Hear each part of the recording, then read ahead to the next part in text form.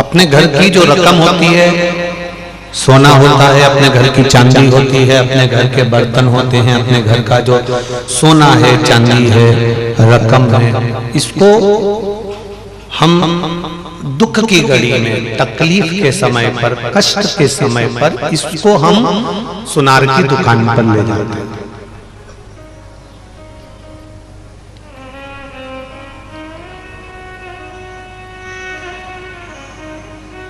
बोलो सही है कि गलत है? जब दुख आया, जब तकलीफ आई, जब कष्ट आया, जब दिक्कत आई, तकलीफ आई, तो हम घर के सोने को बनिए की दुकान पर, सुनार की दुकान पर, सराफा की दुकान पर ले जाते हैं और कहते हैं भैया ये रख लो, मेरा दुख की घड़ी है, मेरे समय में तकलीफ का है, कष्ट है, थोड़ी तकलीफ चल रही है, थोड़ा दुख चल रहा है, थोड़ा कष्ट चल रहा है, थोड़ी तकलीफ की घड़ी है, इसलिए इसको तुम रख लो और रखकर मुझे थोड़ा सा पैसा दे दो, जिससे मैं अपना कर्जा चुका लूं, जिससे मैं अपना कष्ट मिटा लूं। बोलो सही है? रखा हुआ सोना, चांदी, बर्तन हम बनिए की दुकान पर ले गए, हम सुनार की दुकान पर ले गए।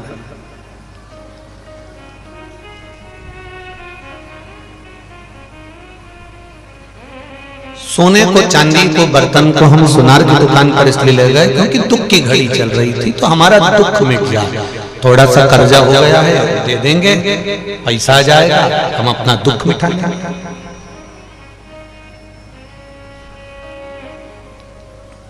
जैसे दुख की घड़ी में घर का जेवर, घर का सोना चांदी सुनार की दुकान पर चला जाता है, और सुनार जो धन देता है वो कहता भी है ये तो भाभी के गले का हार है, ये तो भाभी के गले हाथ की चूड़ियां, और तुम इसको यहाँ लिया, क्या करूं, अब दुख की घड़ी है, तकलीफ है, कर्जा बढ़ गया है, कष्ट आ गया है, रोग आ गया है, बीमारी आ गई है, दुख आ गया है, तो दुख को मिटाने के लिए ये रकम तुम रख लो और तुम रखकर हमको थोड़ा सा पैसा दे दो, जिससे हमारा दुख कट जाए, हमारा कष्ट कट जाए। जैसे दुख की घड़ी में सुनार की दुकान पर जाते हो और अपने घर का धन देकर, जेवर देकर उससे थोड़ा सा लेकर आते हो, उसी तरह दुख की घड़ी में जैसे सुनार याद आता है, बनिया याद आता है, उसी तरह दुख की घड़ी में तुम बनिए की दुकान पर सोना लेकर जाना और दुख की घड़ी में मेरे महादेव के पास दिल लेकर जाना। मेरे महादेव को तुम्हारे सोने की जरूरत नहीं पड़ेगी, मेरे महादेव को तुम्हारे चांदी की जरूरत नहीं पड़ेगी, मेरे महादेव को तुम्हारी दौलत की जरूरत नहीं पड़ेगी। मेरे महादेव को केवल दुख की घड़ी में जितना बन सके देवादिदेव महादेव के पास एक लोटा जल लेकर पहुंच जाओ, एक चावल का दाना लेकर पहुंच जाओ। एक बेटी ने प्रश्न किया है कि गुरुजी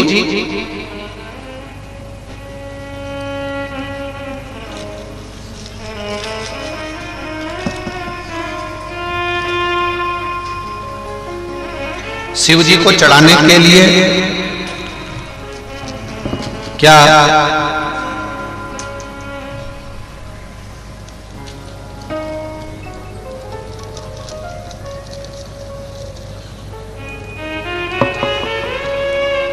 बासमती चावल जरूरी है? प्रश्न।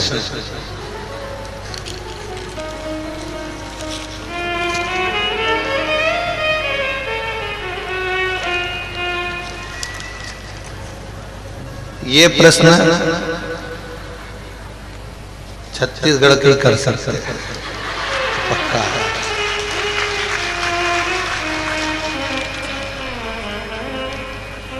प्रेमलता सिंह पति वीरेंद्र सिंह, बालोदा बाजार, पुत्र प्रत्युषा सिंह, हमारी तरफ से आपके श्री चरणों को नमन करते हैं। रोज कथा सुनते हैं और रोज बाबा के मंदिर जाते हैं, आपकी कृपा बनी हुई है।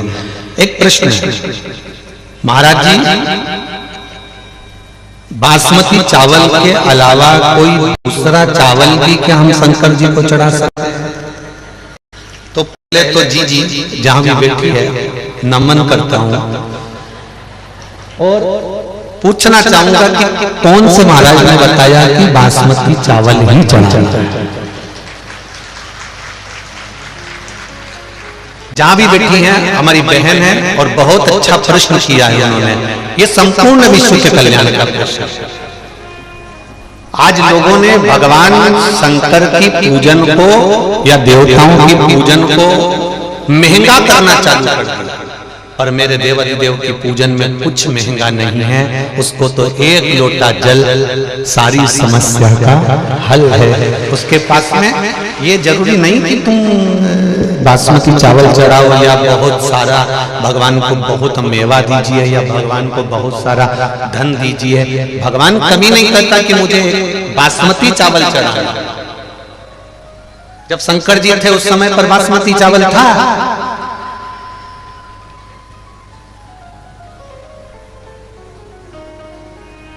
शंकर जी ने कभी पार्वती जी से बोला कि मेरे लिए बासमती चावल बना, मैं बासमती खाऊंगा? नहीं, ये भ्रम है। हमको लोग भटका देते हैं थोड़ा सा धन और वैभव के चक्कर में। ये सोचते हैं कि बासमती चावल अगर भगवान को चढ़ाएंगे तो हमको भी खाने को मिलेगा। ये इसमें श्रेष्ठता नहीं है। अक्षत होता है, चावल होता है। उस चावल का नाम कुछ नहीं है, उस चावल का नाम केवल अक्षत है और वो अक्षत मेरे देवाधिदेव। अक्षत क्यों चढ़ाया जाता है ये भी एक बार समझ लें। अर्थात हमने अगर जल चढ़ाया है, हमने अगर बेलपत्री चढ़ाई है, हमने अगर फूल चढ़ाया है, हमने अगर प्रणाम करा है, हमने अगर आपको नमन करा है, तो हमारा करा गया दान, हमारा किया गया पुण्य, हमारा किया गया सत्कर्म अमर हो जाए, अक्षय हो जाए। वो कभी क्षय नहीं, इसलिए उसका नाम अक्षय।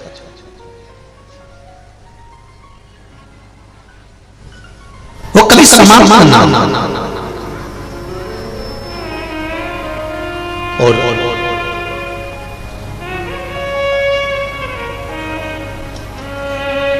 पूरी दुनिया में दान करके देखिए, सारे व्रत कर देखिए, सारे उपवास कर देखिए।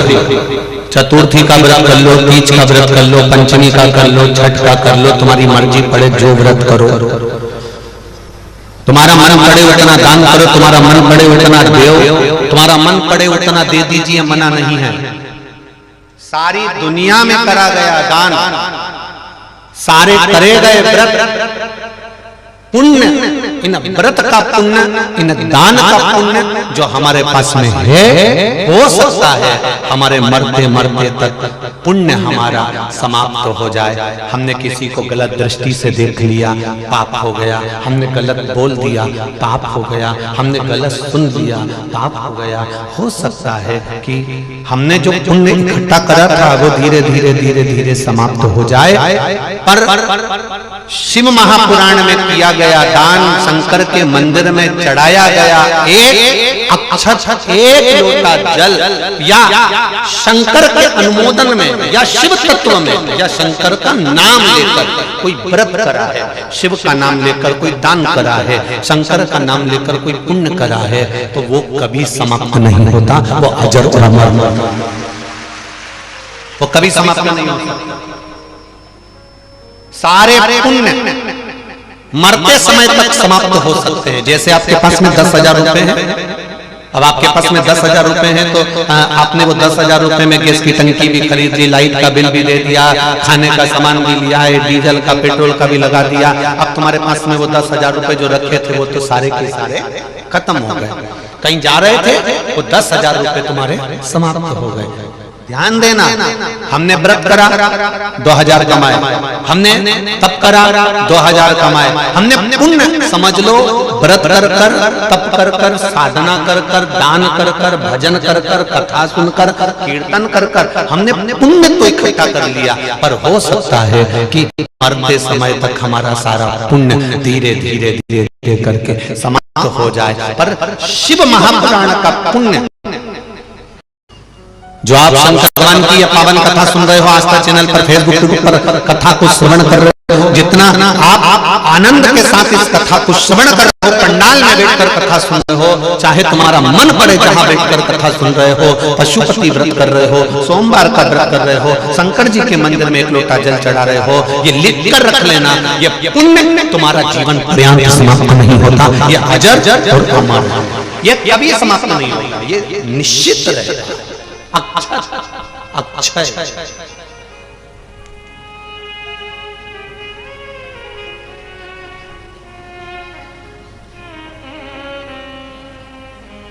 वो कभी समाप्त होने वाला नहीं।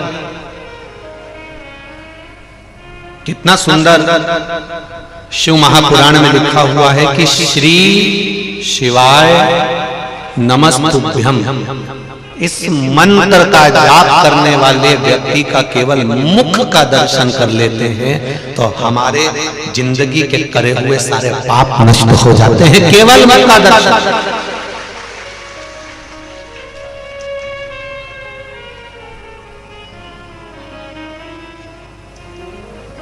केवल मुखाग्रविंद का दर्शन करने वाले, दुख की घड़ी में घर का सोना, दुख की घड़ी में तकलीफ के समय पर घर की चांदी, घर का सोना सुनार की दुकान पर जाता है, उसी तरह दुख की घड़ी में तुम किसी के दरवाजे पर हाथ पैर जोड़ने मत जाओ।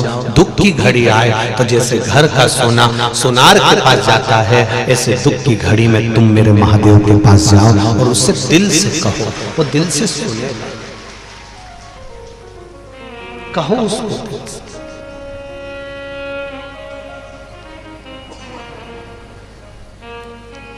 शंभु शरणे पड़ी मां घड़ी रे घड़ी, दुख काटो दया करी निदर्शन को, दया करी निदर्शन। घर का सोना दुख के समय पर सुना रखे आ जाता है, जब दुख की घड़ी आए कहीं जाओ मत जाओ, पर मेरे महादेव के पास 2 क्षण, 1 पल, 1 घड़ी जाकर बैठो, जाओ।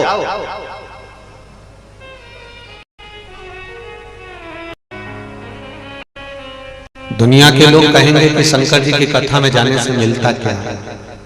कुछ मिले चाहे ना मिले, पर इस दिल को सुकून बहुत मिलता है। कुछ मिले ना मिले, सुकून मिलता है।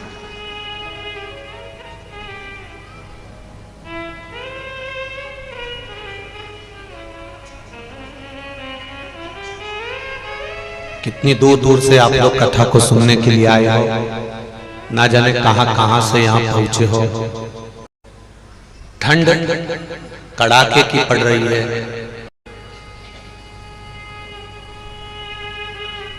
एक एक कम्बल ओढ़ ओढ़ के रात भर 2-3 बजे तक भजन करना, 2 घंटे की नींद ले लेना और फिर सुबह से उठकर बैठकर फिर भगवान की भक्ति में रम जाना। तुम्हारे बराबर दुनिया में कोई साधु, कोई सन्यासी, कोई तपस्वी नहीं हो सकता।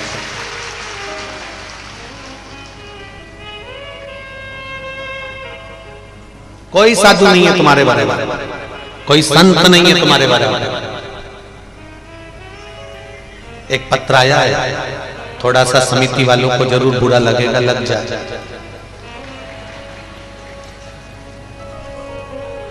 जहां की कथा हम जहीं छोड़कर जाते हैं, इसलिए बोलने में पीछे हटते नहीं है। वैसे और वाला महाराज बेकार है और बेकार से।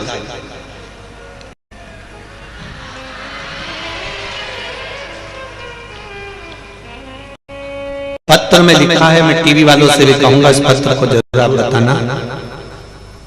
निशुल्क की चाय नहीं चाहिए, निशुल्क का नाश्ता भोजन नहीं चाहिए, निशुल्क का भोजन भी नहीं चाहिए। हमें केवल पंडाल में बैठकर शिव महापुराण की कथा चाहिए।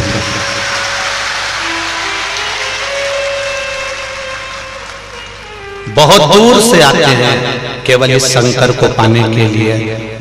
और पूरे पंडाल में अगर वीआईपी बैठ जाएं तो हम कहां जाएं? आप बताओ। हमें नहीं चाहिए निःशुल्क का भोजन, नहीं चाहिए निःशुल्क की चाय, नहीं चाहिए निःशुल्क का नाश्ता। हमें केवल शंकर चाहिए और आपकी कथा चाहिए। केवल इसके लिए आए हैं, भूखे रह जाएंगे पर कथा दिल से सुनिए। अब मेरा थोड़ा सा इस व्यासपीठ से, समिति से भी निवेदन है, जो कार्यकर्ता हैं उनसे भी निवेदन है, बहुत दिल में इनके इतनी ठंड में कड़ाके में आपके घर के जितने कार्यकर्ता बैठे हैं, अपने घर की माता को, अपने घर के पिता को इतनी कड़क की ठंड में यहाँ लाकर पटक कर देखो एक बार,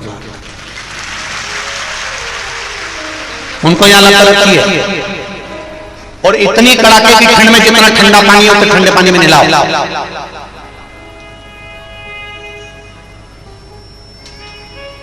और फिर कहो कि शिव महापुराण की कथा सुनो। कथा में भगवत भजन का बल होना चाहिए, भगवत भक्ति का बल होना चाहिए, भगवत स्मरण का बल होना चाहिए। और जब यह भजन का बल बढ़ता है तब सुख अपने आप मिलता है। दो तरह की लाइन लगती है महाकाल बाबा के दर्शन के लिए, सुन लेना जरा अच्छे से। तिरुपति के दर्शन के लिए दो तरह की लाइन लगती है ना, तुम जहां दर्शन करने जाओगे वहां दो तरह की लाइन लगेगी। एक धर्म के धक्के, लाइन लगाओ चलते जाओ, और एक 500 रुपए जमा करो टिकट लो, 200 रुपए जमा करो टिकट लो, फिर महाकाल का दर्शन करो। एक वो लाइन। अब तुम दिल से बोलना है छत्तीसगढ़ वालों, किस लाइन का फल अधिक मिलेगा? जो धर्म के धक्के खाकर गया है।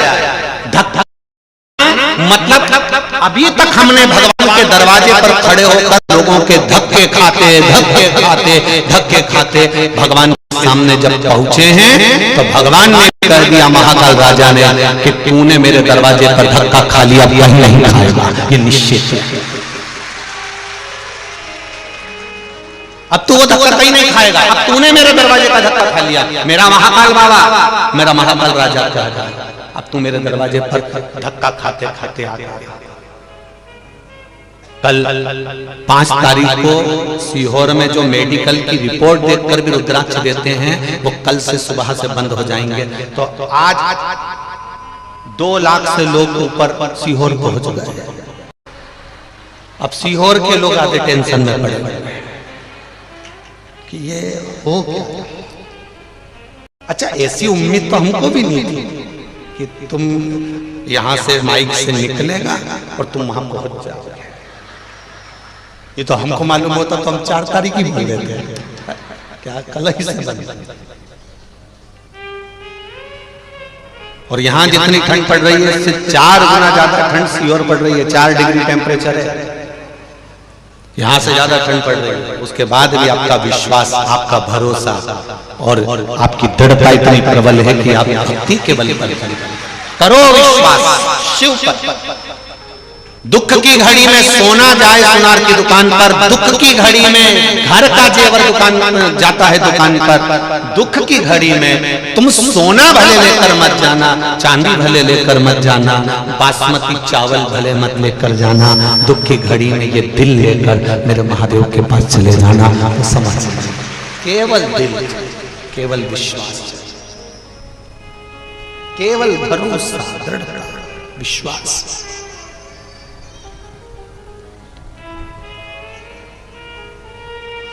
आग लगे आकाश में, पृथ्वी पर गिरे अंगारे, जो सतगुरु ना होते तो मर जाते सारे। ये उसकी कृपा से हम जीवित हैं, उसकी कृपा से हम बचे हुए।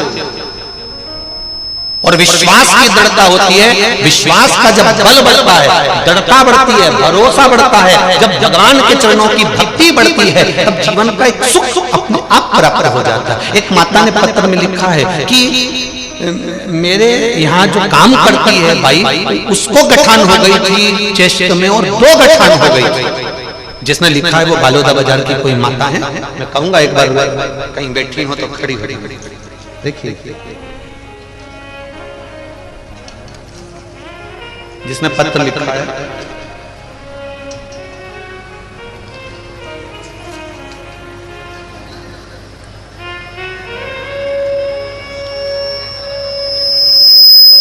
शंभु शरणे मांगू घड़ी रे घड़ी दुख काटो दया करी मैं दर्शन आपो शंभु शरणे पड़ी मांगू घड़ी रे घड़ी दुख काटो दया करी मैं दर्शन आपो।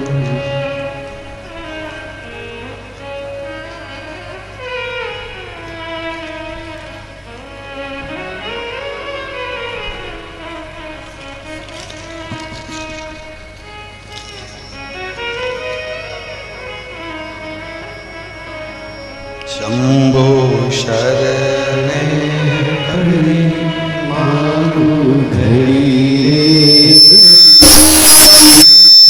काटो दया तरी मैं दर्शन आपो दया तरी मैं दर्शन आपो। पत्र इसी में कहीं है जो जिन्होंने लिखा है वो खड़ी हो जाए अगर बैठी हो कि हमारे यहाँ कोई एक कार्य करती है भाई और उनको चेस्ट में गठान हो गई और हॉस्पिटल में भी दिखाया, दूसरे हॉस्पिटल में भी दिखाया, फिर बाद में शिव जी पे चढ़ा हुआ जल और एक बेलपत्र खाना चालू करी, तब जाकर खड़ी है। हाँ दोनों हाथ हिला देना दीदी जहां भी हो। हाँ उधर है क्या? दोनों हाथ हिला तो एक बार ऐसे दिख जाओगे। श्री शिवाय नमस्ते। तो उन्होंने लिखा हमने डॉक्टर को भी दिखाया, बालोदा बाजार में भी दिखाया, फिर रायपुर दिखाया, पर आराम नहीं लगा। पर एक लोटा जल और एक बेलपत्र शिव को चढ़ी हुई खिलाई तो गठान धीरे धीरे गल गई शिव की कृपा से। बैठो बहन, हर हर शिव तत्व इसको कहते हैं। आप जितना विश्वास कर भगवान शंकर को जल चढ़ाओगे, जितना विश्वास कर आप भगवान शंकर की शरणागति ग्रहण करोगे, जितना विश्वास कर आप शंकर भगवान को रिझाओगे, उतना देवदेव महादेव उतना चढ़ाना भी कितना है, एक चावल का दाना, एक बेलपत्र। और बेलपत्र नहीं भी है तो शिवजी पे चढ़ी हुई बेलपत्र धोकर वापिस भगवान शंकर को चढ़ा देने पर भी मेरा शिव स्वीकार कर लेता है। उसके मन में ये भाव नहीं होता कि तुम कहां से दे रहे हो, किसका दे रहे हो, वो तो ये मानता है कि तेरा स्पर्श मात्र कि तेरा केवल स्पर्श।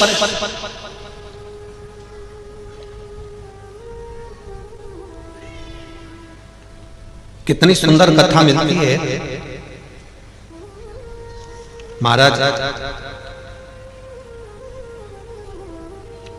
एक कथा का स्मरण आता है।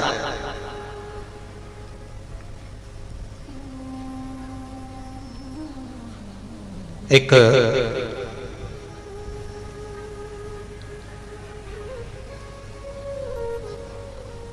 बार देवऋषि नारद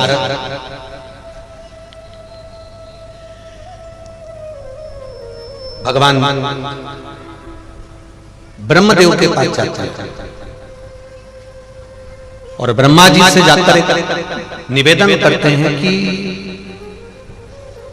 मैं दिन भर श्रीमन नारायण करता हूं, कोई राम राम करता है, कोई कृष्ण कृष्ण करता है, कोई दत्त दत्त करता है, कोई जगदम्बे अम्बे अम्बे करता है, कोई बमलेश्वरी कहता है, कोई राम कहता है, कोई कृष्ण कहता है, कोई शिव कहता है।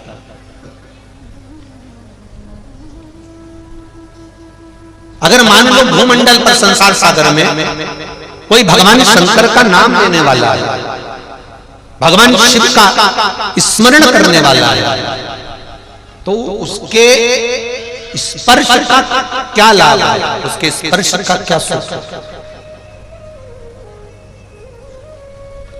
ब्रह्मा जी ने कहा एक बार काशी में चंद्रवंश के अंतर्गत एक बड़े वीर राजा हुए जिनका नाम था दशरथ। जिनका नाम दशहर था और जिनका विवाह एक बड़ी सुंदर कन्या के साथ में, जिसका नाम था कलावती के साथ हुआ। दशहर जो राजा थे वो बड़े दानी थे, पुण्यात्मा थे, भजनी थे, कीर्तनी थे, स्मरण करने वाले थे। जरा देखिए आशुतोष भगवान का चरित्र। आप लोग जो पशुपति व्रत करती हो, आप लोग जो जल चढ़ाने जाते हो, आप लोग एक चावल का दाना चढ़ाने जाते हो, आप एक धतूरा, एक बेलपत्र, एक फूल की पंखड़ी चढ़ाने जाते हो, या नहीं भी चढ़ाकर शंकर मंदिर को मात्र दर्शन कर जाते हो, वो भी नहीं कर पाते तो शिखर का दर्शन कर निकल जाते हो। वो एक शब्द इस दशहर राजा का शिव महापुराण का श्रवण करिएगा। दशहर राजा की धर्म पत्नी कलावती,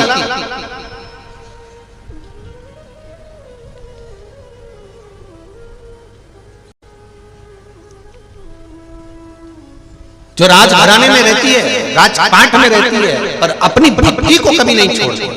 उसका नियम, ब्रह्मा जी कहते हैं उसका एक नियम बड़ा प्रबल है। एक लोटा जल लेकर भगवान शंकर के मंदिर में जाती है, मंदिर को पहले पूरा साफ करती है, साफ करने के बाद एक लोटा जल देवादिदेव महादेव को समर्पित करती है। फिर उसका एक नियम रहा है कि वो जल चढ़ाने के बाद में जो जलाधारी है, ये आज तो लेटर में भी शंकर जी हैं तो आपको समझा दें। देखो ये यहाँ जल चढ़ाया, जितने लोग टीवी पर देख रहे हैं वो भी देखिए, यहाँ जल चढ़ाया। जल चढ़ाने के बाद दशहर राजा की जो धर्म पत्नी है कलावती, वो इस जगह पर जहाँ जलाधारी है, आप भी देख लीजिएगा, जहाँ जलाधारी है उस जगह पर वो अपना हस्त कमल रख देती है। जो जलाधारी होती है इस जगह पर, इस स्थान, और जितने लोग टीवी पर देख रहे हैं इस स्थान, वो अपने हस्त कमल को कलावती। जरा बहुत ध्यान से कथा सुनना। कोकड़ी वालों को ये कथा मिली है आशुतोष महापुराण की कथा। केवल आशुतोष भगवान का नाम ही केवल एक ऐसा नाम है कि जो नारी, जो कन्या, जो पुरुष, जो लड़का, जो बच्चा अगर इस आशुतोष भगवान का केवल नाम का स्मरण कर लेता है तो उसके वैवाहिक जीवन में कभी तलाक नहीं होता, कभी विवाद नहीं होता, कभी क्लेश नहीं होता। ये वो आशुतोष भगवान। और अपने को मौका मिला इसको समझने के लिए। दशहर राजा की धर्मपत्नी कलावती शिव जी को जल चढ़ाकर जलाधारी पर अपना हस्त कमल रख लेती है और हस्त कमल रखकर बाबा देवादिदेव महादेव का पंचाक्षर मंत्र का जाप करती है। नमः शिवाय,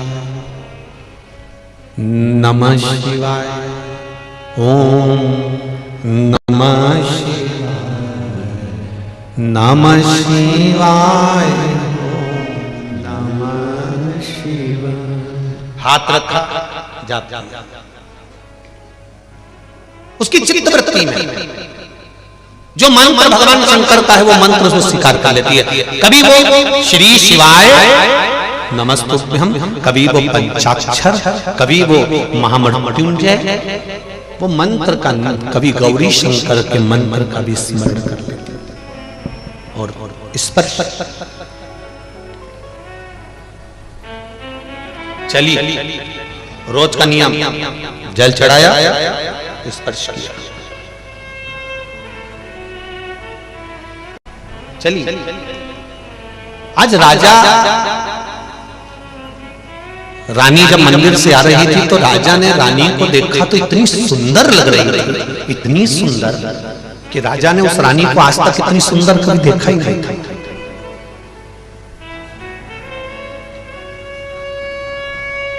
राजा ने कभी रानी को इतना सुंदर देखा ही नहीं था। ब्रह्मा जी स्वयं देवर्षि नारद से कह रहे हैं कि सुनो नारद, जब वो जिस समय पर वो नारी कलावती कुंवारी थी तब भी राजा को इतनी सुंदर नहीं लगी। जब विवाह हुआ तब भी इतनी सुंदर नहीं लगी। दशोहर राजा को उस दिन वो इतनी सुंदर लगी जिस दिन वो देवादिदेव महादेव के मंदिर से आ रही थी। हमने पहली कथा में कहा क्रीम की चमक 3 महीना, 2 महीना, 4 महीना रहेगी। क्रीम की चमक 2, 4, 8 दिन रहेगी, पर तुम्हारे अच्छे कर्म की चमक जिंदगी भर रहेगी। थोड़ा क्रीम लगा लोगे तो चमक जाओगे, माना चमक जाओगे, पर चमकने के साथ में जो कर्म की चमक होती है वो श्रेष्ठ होती है।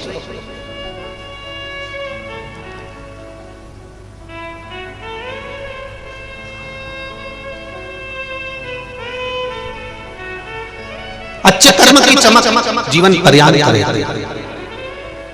वो कभी समाप्त नहीं हो सकती। अब दशोहर राजा ने कहा कितना सुंदर लग रही है ये, तो कितनी सुंदर लग रही है, इतनी सुंदर। और दशोहर राजा ने तुरंत उसी समय, उसी पल, उसी घड़ी राजा ने तुरंत रानी को देखा, रोका उसको। सुनो सुनो, रानी शिव भक्ति में लगी थी, शंकर के भजन में लगी थी।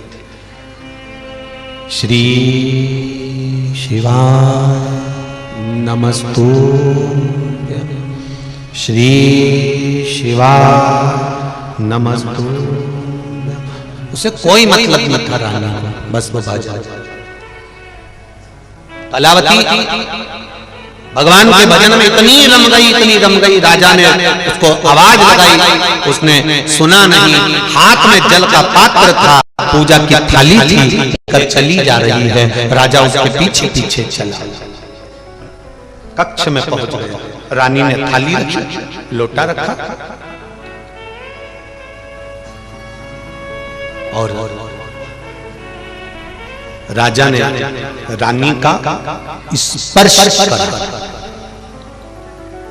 जब वो सुंदर लग रही थी, तब राजा ने रानी का हाथ पकड़ा।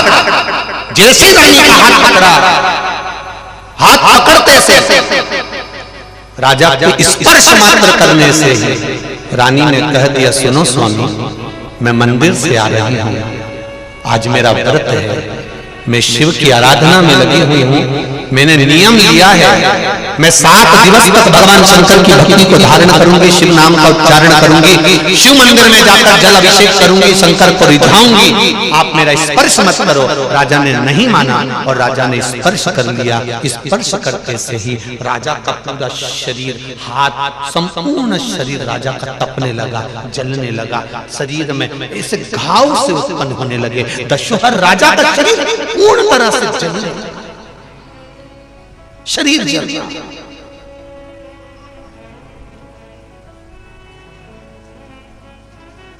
कलावती कह रही, आप मुझसे दूर हो जाओ, आप मुझसे दूर हो जाओ। राजा ने फिर भी नहीं माना। हाथ जल रहा है, शरीर तप रहा है रानी का, और तपते हुए शरीर को भी राजा दशोहर ने पकड़ना चाहता। रानी ने फिर कहा, आप मेरे शरीर का स्पर्श ना करो, क्योंकि मैं देवालय से आ रही हूँ, मैं शिवालय से आ रही हूँ, शंकर के मंदिर से आ रही हूँ, शिव के द्वार से आ रही हूँ, शंकर के शिवालय से आ रही हूँ। किसी मंदिर से अगर मैं आती तो चल जाता, पर मैं आ रही हूँ शिवालय से।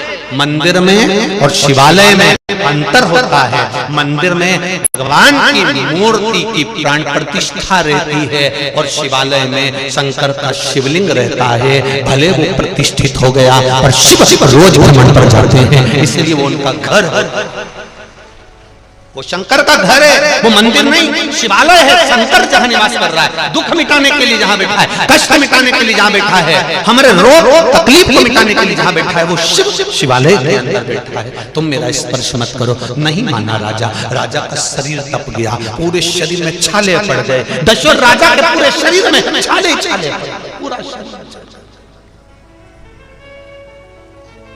आखिरी में नहीं रहा, राजा की आंख से आंसू बहने लगे। कलावती से नहीं सहन हुआ। कलावती ने कहा, स्वामी मैंने मना करा था, आप मेरा स्पर्श मत करो, आप मेरा स्पर्श मत करो, मैंने मना करा था।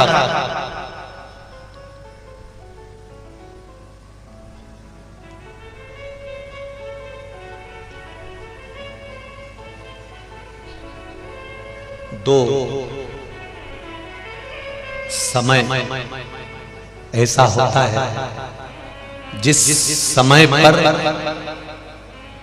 किसी नारी को अपशब्द